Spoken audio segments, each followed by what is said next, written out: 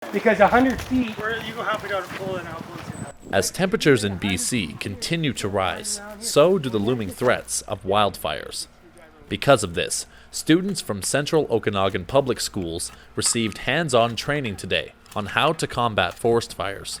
Some of the training included fire guarding with hand tools and water drafting with pumps. Aaron Volk, one of the captains at the Kelowna Fire Department, goes into detail about the first-hand experience the students are receiving.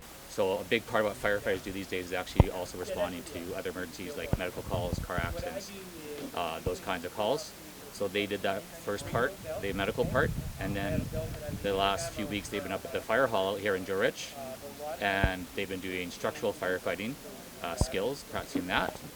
And then this week they've joined with the forestry class, so it's kind of neat to have the two groups together, and they're doing their forestry firefighting certification. Volk also goes into detail about what residents can do to help with wildfire prevention, noting the important tips he also teaches his students. Just clean up your own property, that zone around your house, that first 100 feet or so. Getting rid of all the dry fuels, limbing off the branches of your trees as high as you can.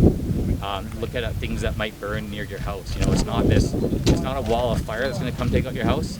It's sparks landing on something that's flammable that's near your house. That's going to be the issue. With wildfire season rapidly approaching, the City of Kelowna is taking more and more protective measures to fight forest fires. The Rutland Senior Secondary Forest Academy are currently out and about training to fight the fires themselves, and they're currently training for their S100 Fire Suppression and Safety Certificate. For Kelowna Now, I'm Carlos Togg.